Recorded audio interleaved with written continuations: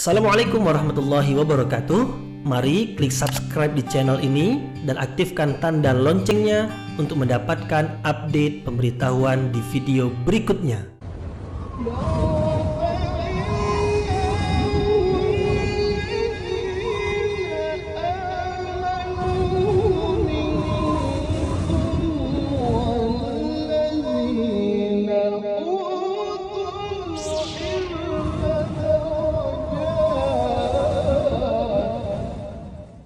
A'udzu billahi minasyaitonir rajim. Bismillahirrahmanirrahim. Assalamualaikum warahmatullahi wabarakatuh. Alhamdulillahi rabbil alamin wa bihi nasta'inu ala umurid dunya waddin. Nasta'inuhu wa nastaghfiruh wa na'udzu billahi min syururi anfusina wa min sayyiati a'malina. فَمَنْ يَهْدِهِ اللَّهُ فَلَا مُضِلَّ لَهُ وَمَنْ يُضْلِلْ فَلَا هَادِيَ لَهُ أَشْهَدُ أَنْ لَا إِلَهَ إِلَّا اللَّهُ وَحْدَهُ لَا شَرِيكَ لَهُ وَأَشْهَدُ أَنَّ مُحَمَّدًا عَبْدُهُ وَرَسُولُهُ لَا نَبِيَّ بَعْدَهُ أَمَّا بَعْدُ. Kita bersyukur kepada Allah Subhanahu wa taala yang masih melimpahkan rahmat dan nikmat-Nya. Kita bersyukur dengan mengucapkan Alhamdulillahi Rabbil Alamin. Tidak lupa pula bersalawat kepada Rasulullah dengan mengucapkan Allahumma salli ala Sayyidina Muhammad wa ala ali Sayyidina Muhammad.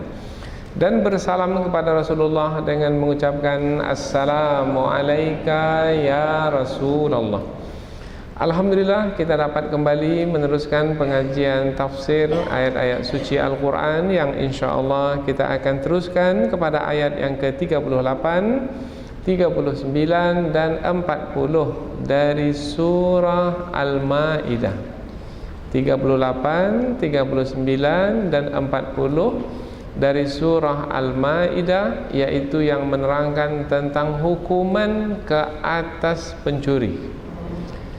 Siapa yang melakukan perbuatan mencuri, maka hukuman yang akan ia terima adalah dipotong tangannya.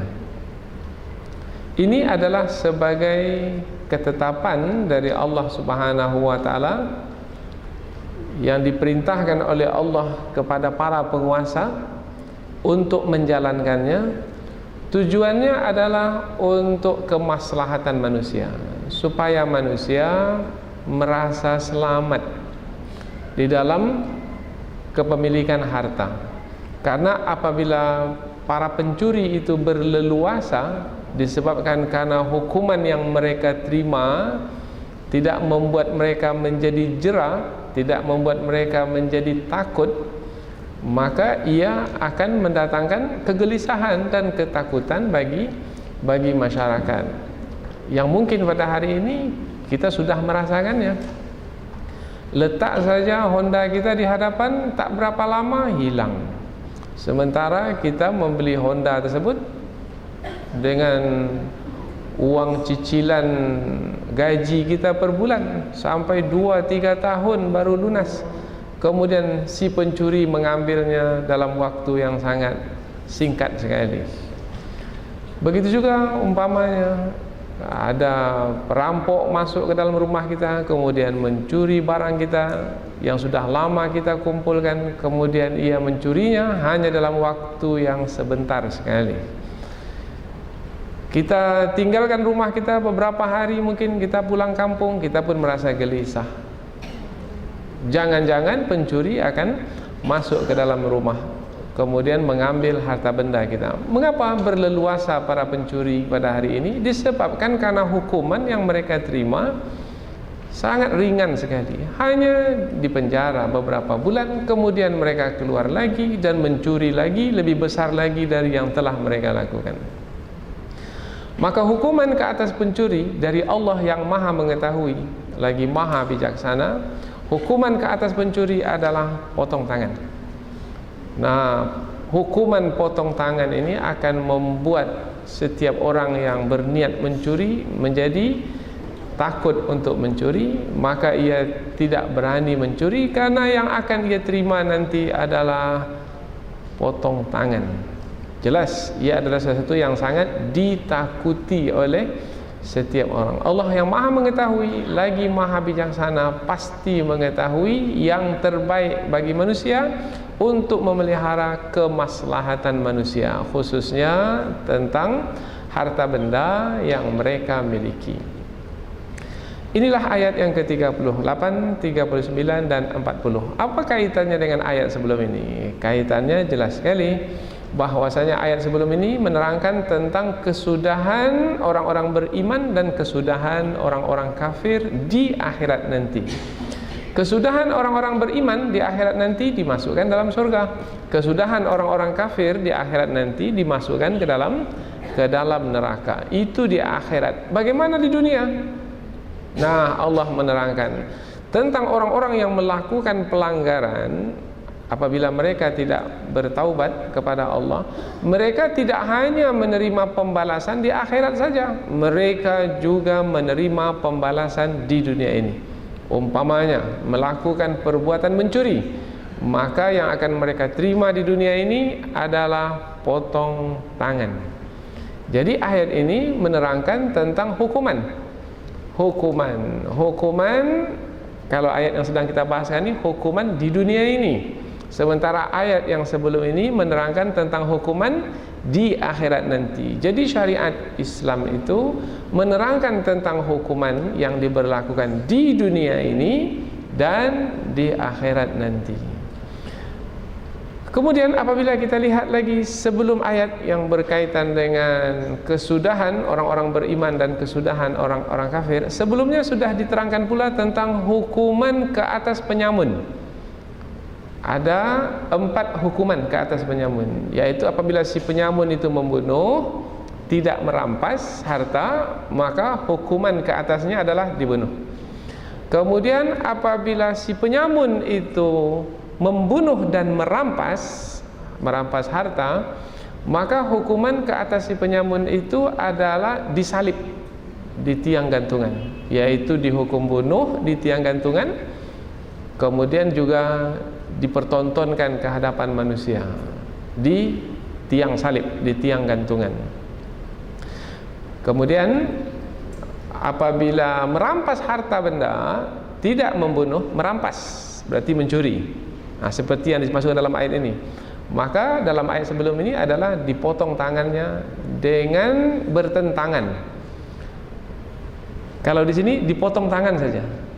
Kalau di dalam ayat sebelum ini dipotong tangan dengan bertentangan. Apa sebab? Sebabnya si penyamun itu ketika merampas, dia juga menakut-nakuti korban itu. Sementara dalam ayat ini tidak dibahaskan tentang perkara menakut-nakuti korban. Di sini hanya menerangkan tentang mencuri harta benda saja. Kemudian hukuman yang ketiga yang disebutkan sebelum ini bagi penyamun adalah apabila si penyamun itu menakut-nakuti korbannya, maka dia dibuang dari negeri kediamannya. Jadi ayat ini menambahkan lagi tentang hukuman. Jadi kalau sebelum ini tentang hukuman ke atas penyamun, sekarang pula hukuman ke atas pencuri. Jadi kaitan antara ayat ini dengan ayat sebelumnya adalah menerangkan tentang hukuman-hukuman yang Allah telah tetapkan sebagai untuk kemaslahatan manusia, supaya manusia menjadi tenang, menjadi aman, menjadi nyaman dalam menjalani kehidupan, karena tidak ada yang melakukan kriminal, tidak ada yang melakukan jenayah. Karena umpamanya mencuri itu adalah kriminal, menyamun itu adalah kriminal. Nah, di dalam Islam ditetapkan hukuman ke atas orang yang melakukan kriminal supaya kriminal itu tidak terjadi lagi. Inilah dia syariat Allah Subhanahu wa taala, tidak hanya menerangkan tentang hukum ibadat saja, salat, puasa, zakat, haji, tetapi juga menerangkan tentang hukum yang berkaitan dengan kemasyarakatan. Siapa yang akan menjalankannya? Yang akan menjalankannya adalah penguasa. Penguasa apabila berkaitan dengan negara, penguasa di negara tersebut. Maka kalau penguasa menjalankan hukum ini, bermakna hukum ini adalah juga sebagai undang-undang negara atau hukum-hukum negara yang mesti diberlakukan oleh penguasa di sebuah negara untuk menjamin keselamatan rakyatnya atau masyarakatnya. Sekarang kita akan pindah ke tafsir ayat, namun sebelumnya kita akan membacanya terlebih dahulu, kemudian menterjemahkannya supaya kita dekat dengan kandungan ayat. Setelah itu barulah nanti kita akan mentafsirkannya dengan lebih terperinci. Allah Subhanahu wa taala berfirman, A'udzu billahi minasyaitonir rajim. Bismillahirrahmanirrahim. Was-sariqu was-sariqatu faqta'u aydiyahuma jazaa'an bima kasaba nakalam minallah wallahu azizun hakim. Faman taba min ba'di zulmihi wa aslaha fa innallaha yatubu alaihi innallaha ghafurur rahim. Alam ta'lam annallaha lahu mulkus samawati wal ard yu'adzibu man yasha wa yaghfiru liman yasha wallahu ala kulli syai'in qadir. Allah berfirman, was-sariqu, dan pencuri laki-laki, was-sariqatu, dan pencuri yang perempuan, faqta'u aydiyahuma, maka potonglah tangan keduanya, tangan si pencuri laki-laki dan si pencuri perempuan, jazaa'an bima kasaba, sebagai pembalasan terhadap apa-apa yang mereka berdua lakukan. Apa yang mereka lakukan? Mencuri. Nakalam minallah, sebagai siksaan dari Allah. Wallah, dan Allah azizun hakim, maha perkasa lagi maha bijaksana. Faman taba min ba'di zulmihi, maka barang siapa yang bertaubat setelah kezalimannya, setelah ia melakukan kezaliman yang dimaksud adalah kejahatan, yaitu perbuatan mencuri, wa aslaha, dan memperbaiki diri, yaitu dengan melakukan kebaikan, ketaatan, fa innallaha, maka sesungguhnya Allah yatubu alaihi, menerima taubatnya. Innallah, sesungguhnya Allah ghafurur rahim, maha pengampun lagi maha penyayang. Alam ta'lam, adakah kamu mengetahui, annallah, sesungguhnya Allah, lahu, kepunyaannya lah atau miliknya lah, mulkus samawati wal ard, kerajaan langit dan bumi, yu'adzibu man yasha, menyiksa siapa yang dia kehendaki, wa yaghfiru liman yasha, dan mengampuni bagi sesiapa yang dia kehendaki. Wallah, dan Allah ala kulli syai', atas tiap segala sesuatu, qadir, maha berkuasa. Kita ulang dari awal ayat, kemudian kita akan berikan tafsir ringkas sekali lagi, kemudian barulah kita pindah ke tafsir ayat. Dan pencuri yang laki-laki dan pencuri yang perempuan, maka potonglah tangan keduanya sebagai pembalasan terhadap apa-apa yang telah mereka berdua lakukan, sebagai siksaan dari Allah, dan Allah maha perkasa lagi maha bijaksana. Maka barang siapa yang bertaubat setelah kejahatannya, yaitu kejahatan mencuri, dan memperbaiki diri, maka sesungguhnya Allah maha menerima taubatnya. Sesungguhnya Allah maha pengampun lagi maha penyayang. Tidakkah kamu mengetahui, sesungguhnya Allah lah yang memiliki kerajaan langit dan bumi, menyiksa siapa yang dikehendakinya dan mengampuni bagi siapa yang dikehendakinya, dan Allah maha berkuasa atas tiap-tiap segala sesuatu. Jadi dari 3 ayat yang kita baca dan kita terjemahkan tadi, dapatlah kita mengetahui bahwasanya ketiga ayat ini menerangkan tentang hukuman ke atas pencuri, baik itu pencuri itu laki-laki atau pencuri itu perempuan. Hukuman ke atas si pencuri adalah potong tangan, dipotong tangan si pencuri tersebut. Kemudian si pencuri itu apabila ia bertaubat kepada Allah dengan taubat yang sesungguhnya dan memperbaiki diri dengan melakukan kebaikan dan ketaatan, maka Allah Maha penerima taubat, taubatnya akan diterima. Namun tidaklah bermakna hukum potong tangan itu digugurkan. Tidak, hukum potong tangan tetap dijalankan.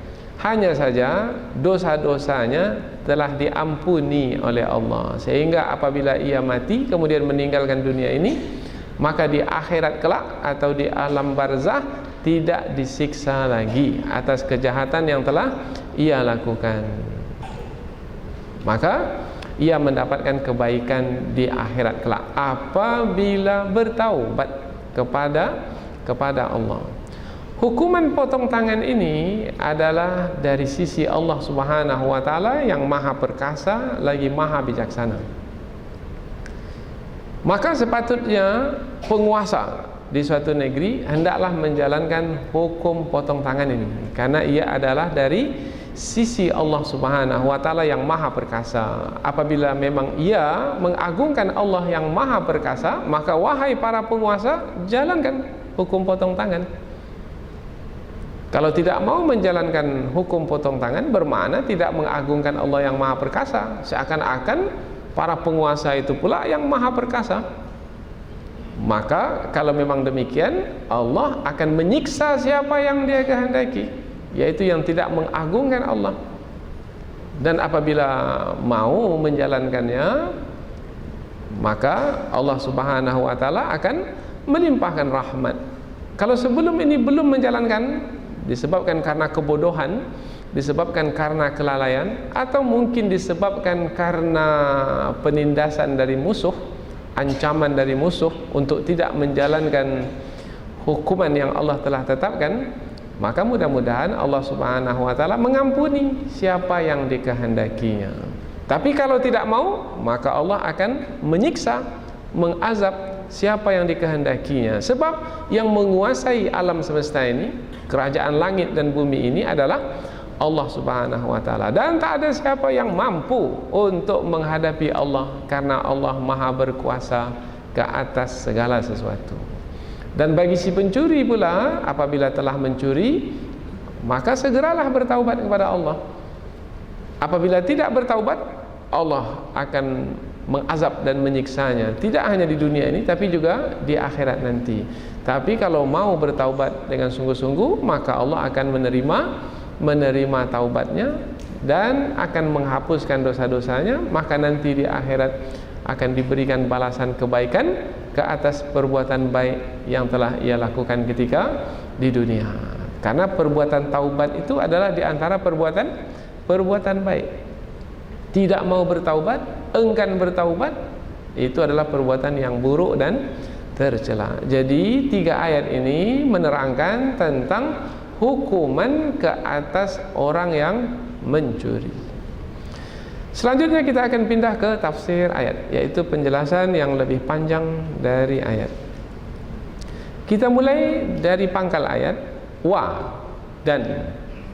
Sudah kita terangkan sebelum ini, perkataan dan di pangkal ayat menerangkan bahwasanya ayat ini adalah lanjutan dari ayat yang sebelumnya. Karena tak mungkin tiba-tiba saja kata dan di pangkal ayat menerangkan perkara yang baru. Tidak, ini menerangkan tentang lanjutan yang sebelumnya.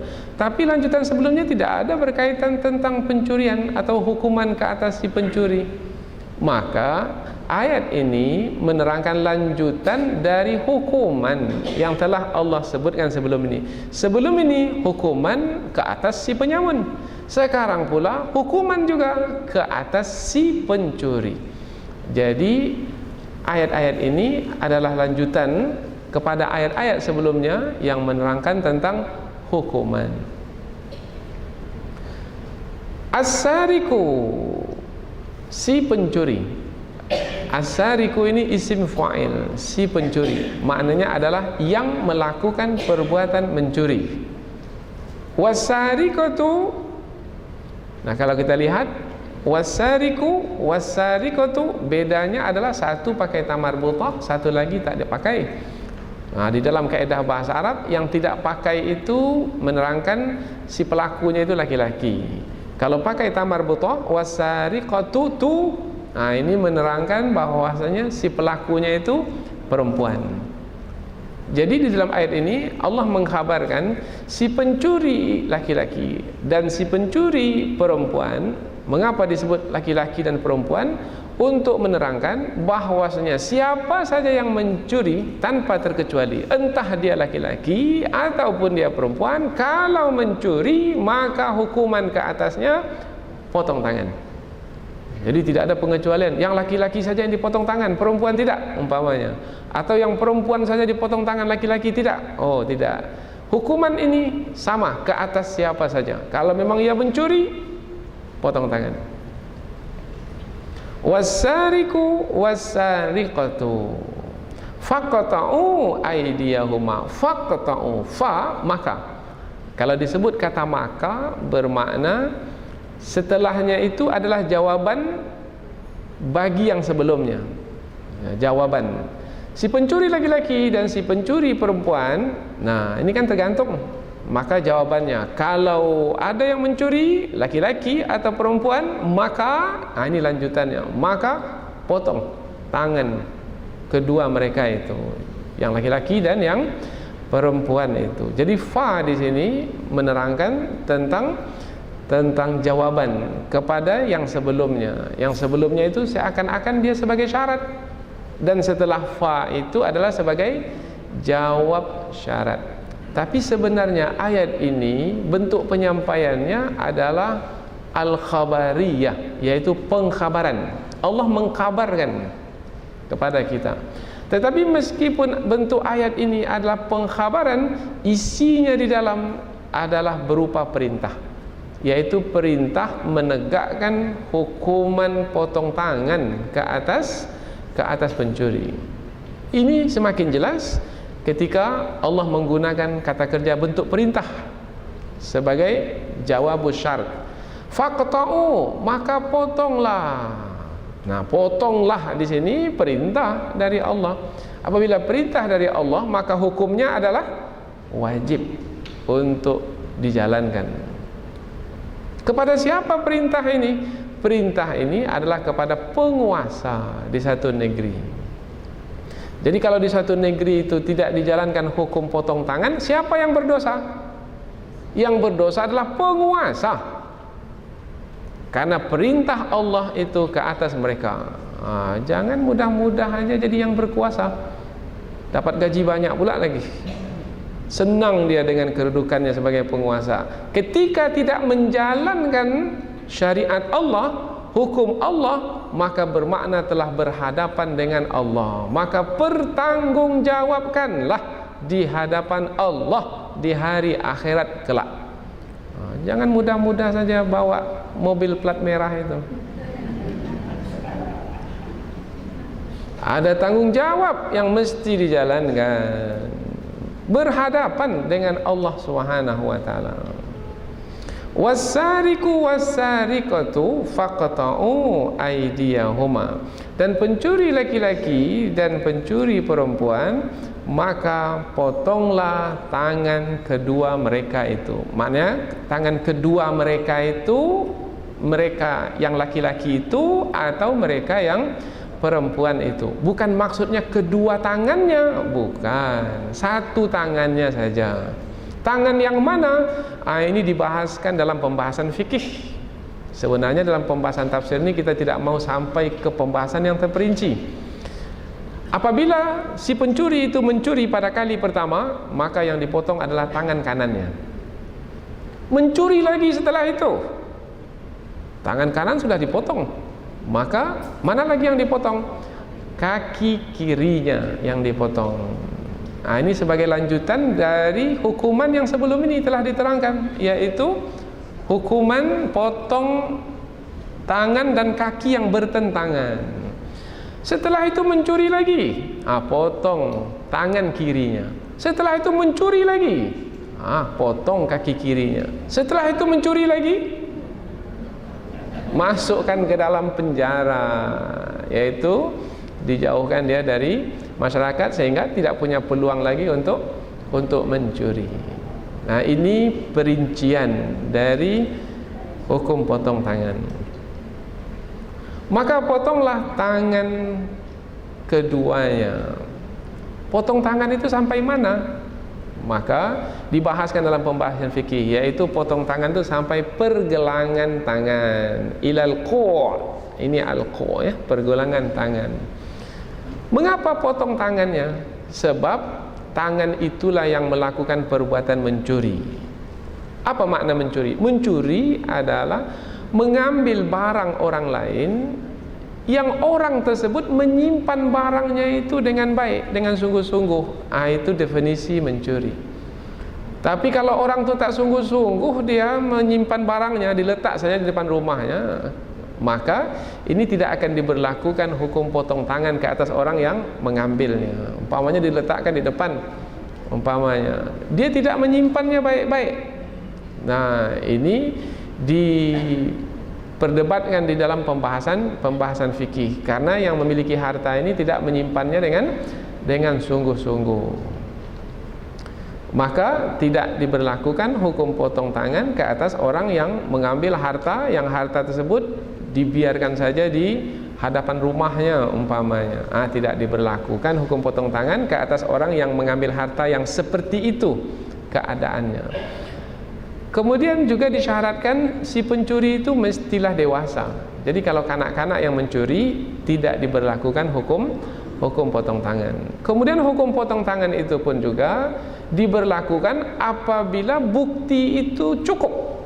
Bukti itu yakin, tidak ada keraguan di dalamnya, barulah boleh dihukum, boleh dijalankan hukum potong tangan. Kalau ada keraguan maka tidak boleh. Jadi mestilah bukti itu cukup. Umpamanya kalau pada hari ini bukti itu seperti CCTV, umpamanya ada saksi pula yang melihat, atau orang yang mencuri itu sendiri mengaku, maka hukum potong tangan itu diberlakukan. Pada masa Rasulullah dahulu pernah tak diberlakukan hukum potong tangan? Pernah. Dalam hadis riwayat Imam Al-Bukhari dan Muslim, pernah terjadi seorang wanita dari Bani Khuzaimah itu mencuri, kemudian dibawa kepada Rasulullah SAW. Ada di antara para sahabat meminta supaya digugurkanlah hukum potong tangan ini kepada perempuan ini, tapi tak ada yang berani tampil kepada Rasulullah,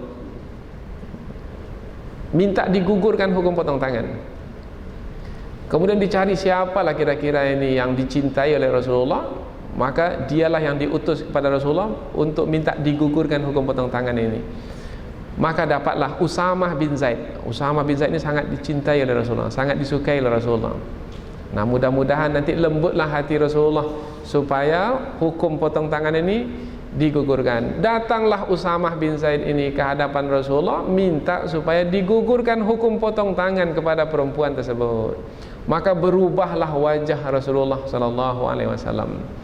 Sampai-sampai Rasulullah mengatakan, "Atashfa' fi haddin min hududillah?" Apakah kamu minta digugurkan hukum dari hukum yang telah Allah tetapkan? Siapa kamu? Kira-kira begitulah. Maka merahlah wajah Rasulullah. Maka Rasulullah memerintahkan Bilal bin Rabah untuk memotong tangan perempuan tersebut. Kemudian setelah dipotong tangan perempuan itu, dia bertaubat kepada Allah, sungguh-sungguh bertaubat. Kemudian setelah itu dia berumah tangga. Rupanya dia belum berumah tangga pada waktu mencuri. Kemudian dia berumah tangga. Setelah berumah tangga, kemudian ia datang menjumpai Rasulullah SAW, menyampaikan hajat-hajatnya kepada Rasulullah, dan ia menjadi seorang sahabiat yang banyak melakukan kebaikan dan ketaatan. Ini yang diisyaratkan dalam ayat berikutnya, yaitu yang bertaubat kepada Allah dan memperbaiki diri, dan Allah menerima taubatnya. Mana lebih baik? terpotong tangan di dunia tetapi masuk surga di akhirat, atau tidak dipotong tangan di dunia tapi masuk neraka di akhirat? Mana yang lebih baik? Dua-duanya tak mau. Tak mau dipotong di dunia, tak mau masuk neraka di akhirat. Nah, kalau tak mau, jangan mencuri. Karena perkara ini adalah perkara yang memang telah ditetapkan oleh Allah dan harga mati, tidak ada tolak angsurnya. Allah, ini kan sekarang di zaman modern ini, hak asasi manusia untuk memiliki tangan dan tak bisa digantikan dengan apapun. Jangan menggunakan ilmu yang sedikit untuk melawan kebijaksanaan Allah yang datang dari ilmu Allah yang sempurna. Tapi banyak juga manusia pada hari ini tak mau menjalankan hukum potong tangan. Akhirnya banyaklah pencurian berlaku. Ada satu masjid di dekat sini, di dekat parkirnya itu ditulisnya, pencuri laki-laki dan pencuri perempuan, potonglah tangan keduanya apabila didapati mencuri. Di sini ditulis. Saya tanya, mengapa ini ditulis dekat parkir seperti ini? Hampir setiap minggu ada saja motor atau Honda yang hilang, dicuri. Nampaknya penjara ini tak menyelesaikan, potong tangan yang menyelesaikan. Barulah memperakui ayat ini. Tapi masih malu-malu memperakuinya, hanya meletak di tempat parkir itu saja.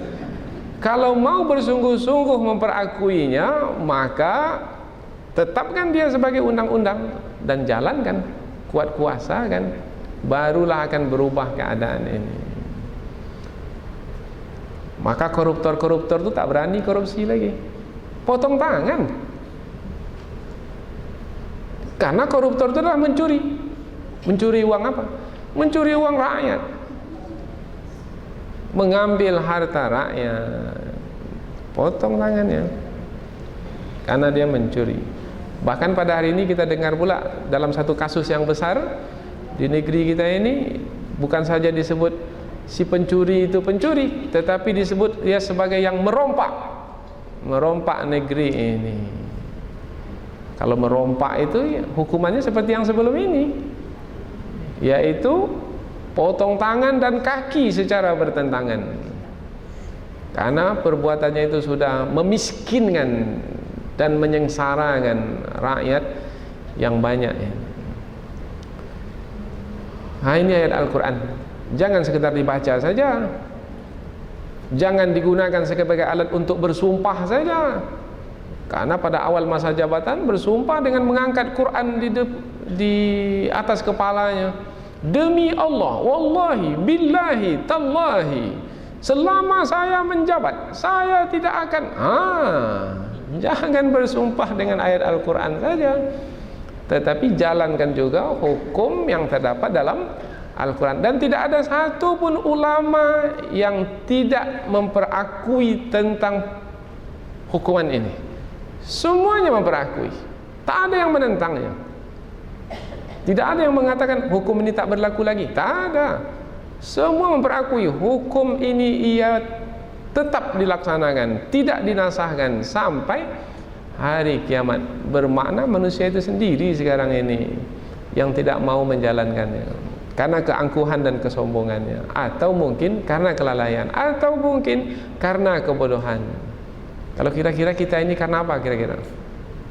Karena kebodohan? Atau kelalaian? Atau kesombongan? Nah, lihat sajalah ke tengah masyarakat.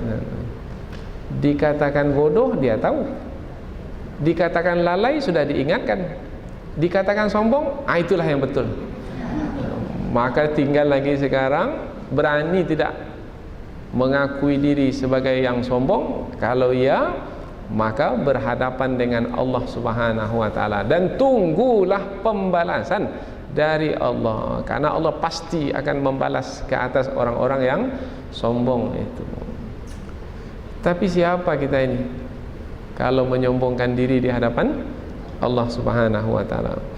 Faqta'u aydiyahuma, maka potonglah tangan keduanya. Berapa jumlah barang yang dicuri sehingga hukum potong tangan ini mesti diberlakukan? Apakah mencuri 1000, 2000 itu juga dipotong tangan? Ada ahlu zahir.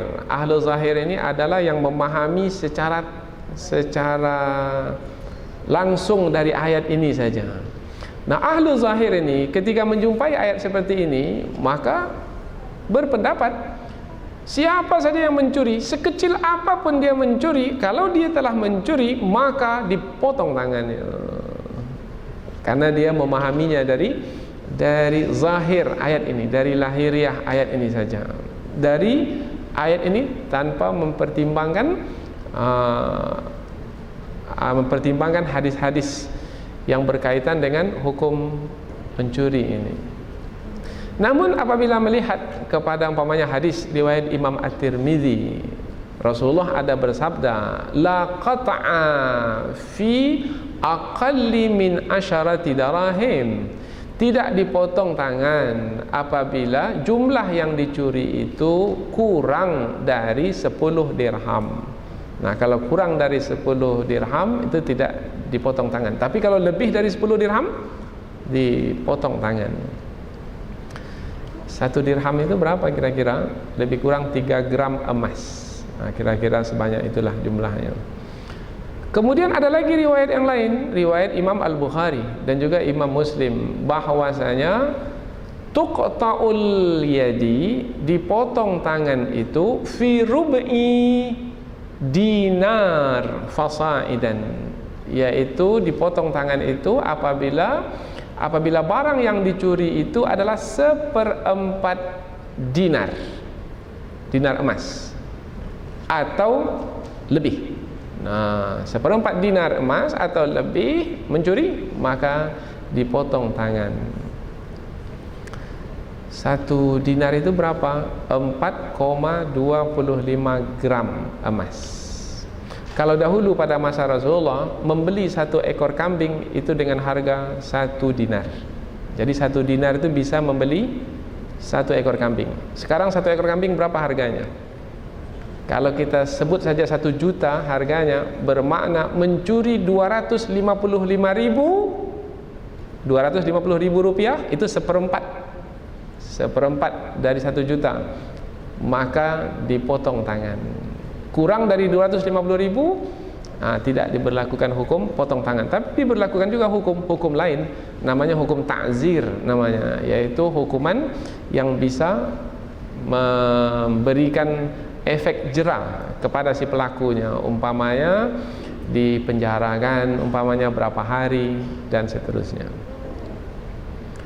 Faqta'u aydiyahuma, maka potonglah tangan keduanya, jazaa'an bima kasaba, sebagai pembalasan terhadap apa-apa yang telah mereka lakukan. Apa yang telah mereka lakukan?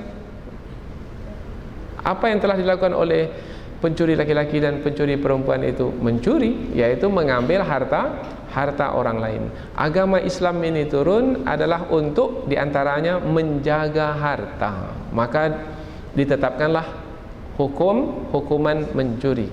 Jadi perbuatan mencuri, karena hukumannya adalah potong tangan, maka perbuatan mencuri itu adalah termasuk dosa besar. Jadi salah satu di antara dosa besar adalah mencuri. Sekarang ini pandai sekali mencuri dengan cara menipu. Umpamanya dia bekerja sebagai supir, pengemudi, nanti dia mencuri. Caranya dengan cara meminta uang kepada perusahaannya, bahwasanya dia telah memasukkan 50 liter petroleum umpamanya, minyak, tapi sebenarnya yang dimasukkan hanya 20 saja. Mana tahu berapa jumlah yang sudah dimasukkan, karena tak nampak dari luar. Nah, minta 50, tapi sebenarnya yang dimasukkan adalah 20. Mencuri. Apalagi yang lain, mencuri uang negara dengan membuat proposal, umpamanya dapat bantuan 50 juta, tetapi tak ada yang dia buat, proposalnya fiktif, itu mencuri juga dengan cara menipu. Ada yang buat seperti itu? Ya. Kemudian ada lagi, yaitu mengeluarkan surat perjalanan dinas dan minta biaya dikeluarkan. Rupanya dia tidak melakukan perjalanan. Nah, mencuri. Perjalanan dinas 10 juta dia minta, padahal hanya 5 juta saja. Mencuri. Wah, banyak tak yang melakukannya ini? Banyak. Maka ia adalah uang haram. Maka daging yang tumbuh dari yang haram, api neraka adalah yang lebih layak untuk membakarnya. Maka pencuri-pencuri ini telah melakukan dosa-dosa besar. Hukuman ke atasnya di dunia kalau memang diketahui adalah potong tangan. Kalau tidak segera bertaubat, maka nanti akan dimasukkan ke dalam api neraka, karena api neraka adalah yang lebih layak untuk membakar tubuhnya. Nakalam minallah, sebagai siksaan dari Allah.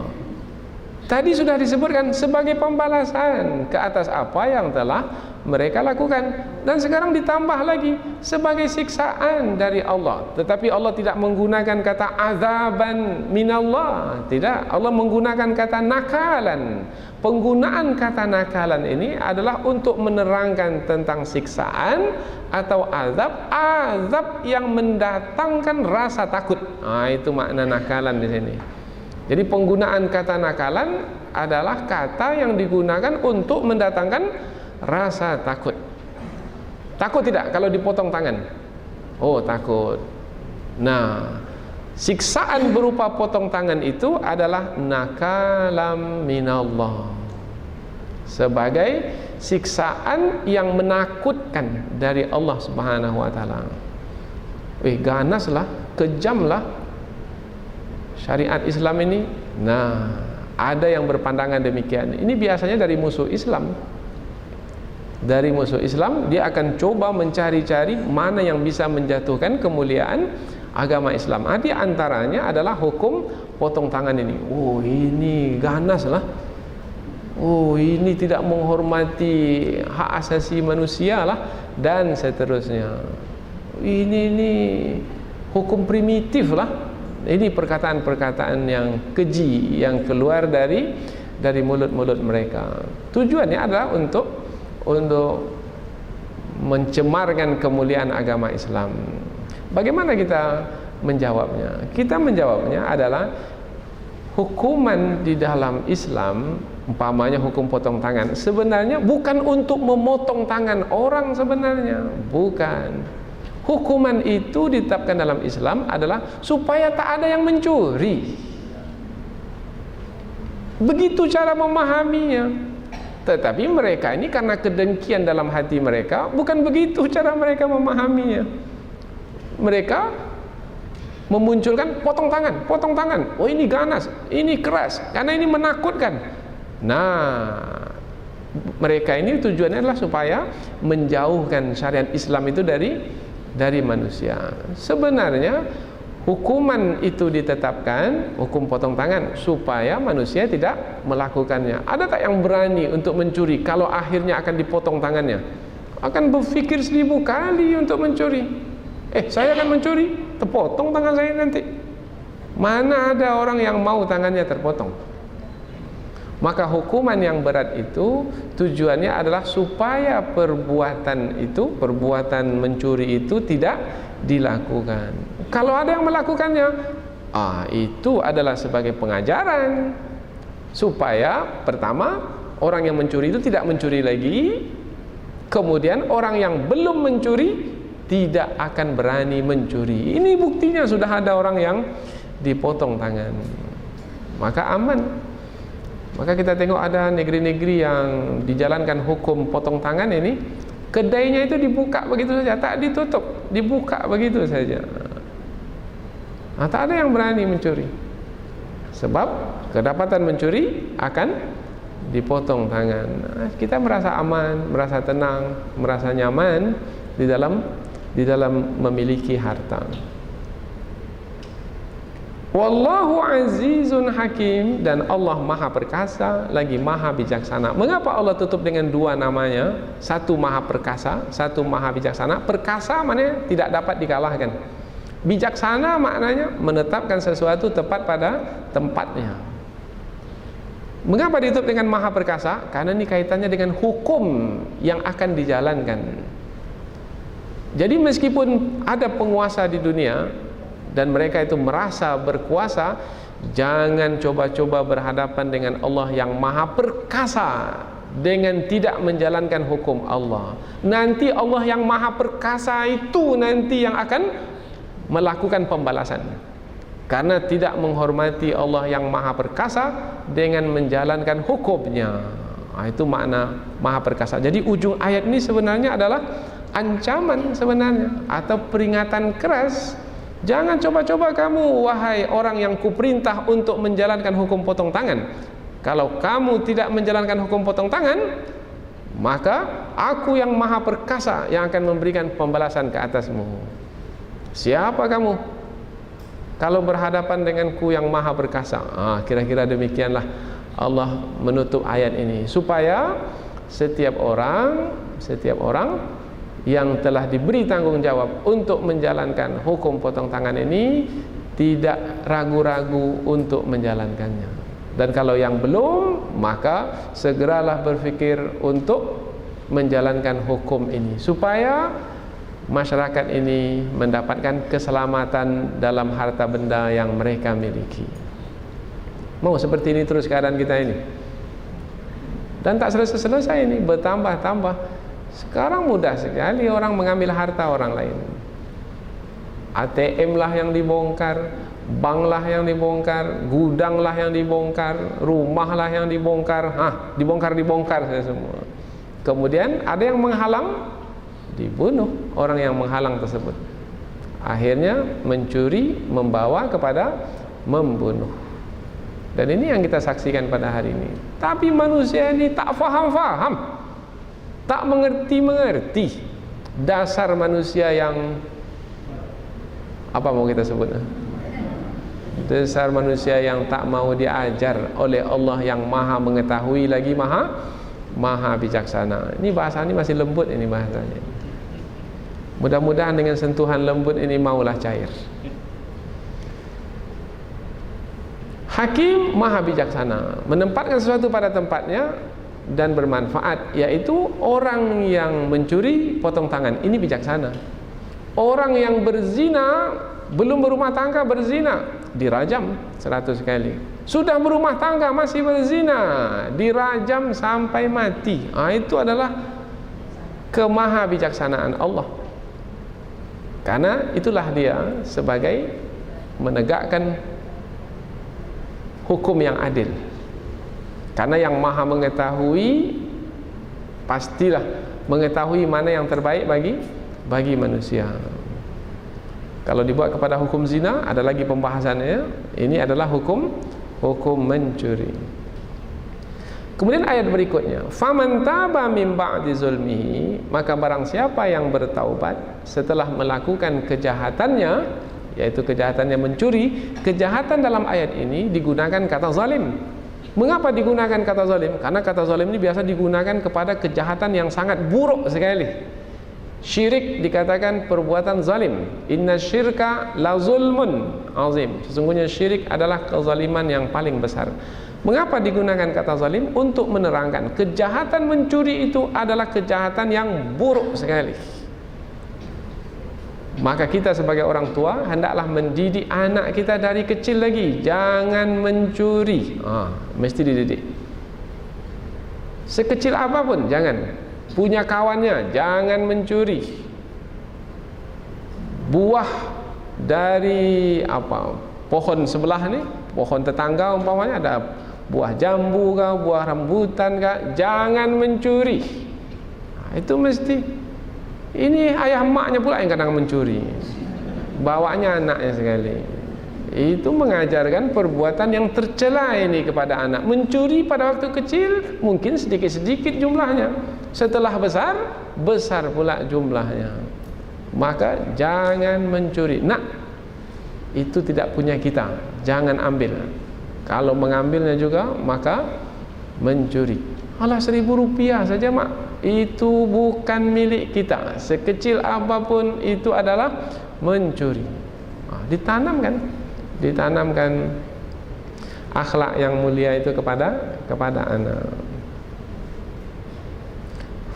Faman taba min ba'di zulmihi, maka barang siapa yang bertaubat setelah ia melakukan kejahatan, bermakna ayat ini menerangkan, wahai orang yang mencuri, meskipun tanganmu dipotong di dunia ini, tetapi jangan bersedih hati. Nah, ini kira-kira posisi ayat ini.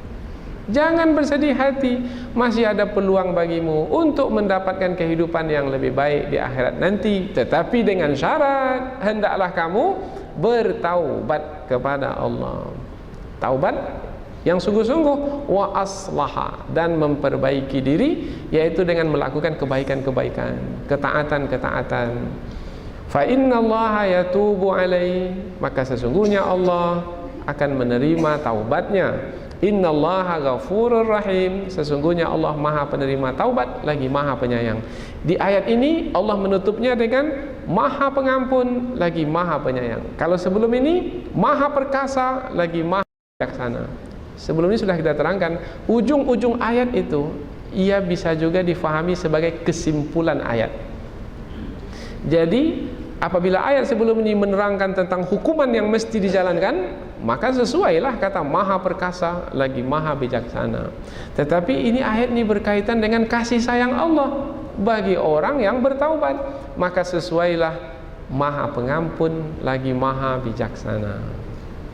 Setelah itu pada ayat berikutnya pula Allah menerangkan tentang pemberitahuan yang sifatnya umum tentang hukuman bagi si pencuri dan bertaubat bagi si pencuri yang apabila ia telah memperakui kesilapannya itu, kemudian dia bertaubat kepada Allah dengan sungguh-sungguh, maka Allah mengkhabarkan kepada mereka semua, yaitu Allah adalah penguasa langit dan bumi. Apabila Allah penguasa langit dan bumi, maka agungkanlah Allah sebagai penguasa yang memiliki langit dan bumi ini. Yaitu, kalau yang diseru itu adalah para penguasa, karena sebelum ini kan para penguasa diperintah untuk menjalankan hukum potong tangan. Apabila yang diseru itu adalah para penguasa, maka wahai para penguasa, agungkanlah Allah yang memiliki kerajaan langit dan bumi ini, yaitu dengan menjalankan hukum potong tangan. Kalau belum lagi, maka berfikirlah untuk menjalankan hukum potong tangan. Bagaimana caranya? Caranya adalah, ini siapa yang menetapkan hukum ini? Yang menetapkan hukum ini adalah legislator, yaitu anggota-anggota dewan yang mulia. Maka tetapkanlah hukum potong tangan. Buat perda, peraturan daerah, atau buat hukum yang akan dijalankan secara menyeluruh di negeri ini. Kalau tidak mau menjalankannya, maka Allah akan menyiksa siapa yang Dia kehendaki dan akan mengampuni bagi siapa yang Dia kehendaki. Siapa yang akan disiksa? Yang tak mau menjalankan hukum potong tangan itu akan disiksa. Oh, lihat ya, tanggung jawab. Hidup ini adalah tanggung jawab. Hidup ini adalah tanggung jawab.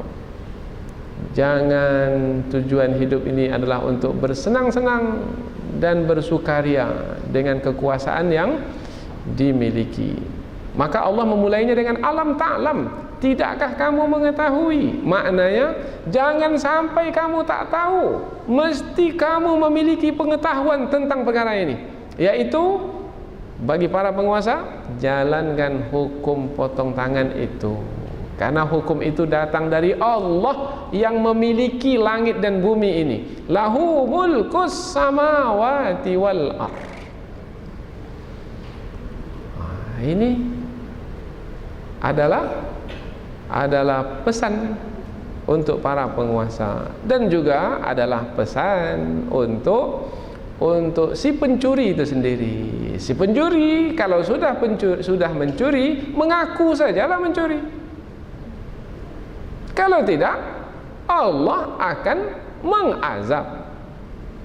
Maka pada masa Rasulullah dahulu, ada pencuri itu yang tampil ke hadapan. Ya Rasulullah, saya telah mencuri, maka potonglah tangan saya. Saya tak mau tangan yang ada pada saya ini kalau tidak dipotong, tangan saya ini yang membawa saya ke neraka. Saya tak mau. Potong tangan saya Rasulullah. Tapi pada hari ini sudah banyak mencuri, tak juga mau mengaku lagi. Tidak saya lupa, tak ingat. Allahu Akbar. Dan seterusnya. Kemudian apabila mau menjalankan hukum potong tangan, penguasa menjalankannya, kemudian yang mencuri pun tampil ke hadapan mengakui kesalahannya, maka Allah akan mengampuni bagi siapa yang dia kehendaki. Tapi kalau tidak mau, yu'adzibu may yasha, Allah akan menyiksa siapa yang dia kehendaki. Wa yaghfiru liman yasha, dan Allah akan mengampuni bagi siapa yang dia kehendaki. Wallahu ala kulli syai'in qadir, dan Allah atas setiap segala sesuatu maha berkuasa. Siapa yang akan dapat lari dari Allah yang maha berkuasa? Tak ada siapa. Mungkin dapat lari di dunia ini, mungkin, tetapi tidak di akhirat nanti. Sementara hidup kita bukan hanya sekedar di dunia ini saja, ia hanyalah bersifat sementara sampai masanya kita akan tinggalkan dunia dan akan mempertanggungjawabkan apa yang telah kita lakukan di dunia ini di akhirat yang abadi. Maka kita sebagai orang-orang beriman ingin menjaga dunia kita sehingga dapat kebaikan di dunia, dan ingin juga menjaga akhirat kita sehingga mendapat kebaikan di akhirat. Rabbana atina fid dunya hasanah wa fil akhirati hasanah wa qina adzabannar. Mudah-mudahan 3 ayat yang berkaitan dengan hukuman ke atas si pencuri yang disebutkan dalam Al-Quran ini, yang ulama sepakat ia adalah sebagai hukum atau hudud, batasan Allah yang mesti dijalankan. Mudah-mudahan kita semakin mengerti betapa Allah itu kasih dan sayang kepada kita untuk kebaikan kita, untuk kemaslahatan kita, sehingga kita merasa selamat dengan harta yang telah kita miliki. Mudah-mudahan ada manfaatnya insyaallah. Subhanakallahumma wa bihamdika asyhadu an la ilaha illa anta wa astaghfiruka wa atubu ilaik. Wassalamualaikum warahmatullahi wabarakatuh.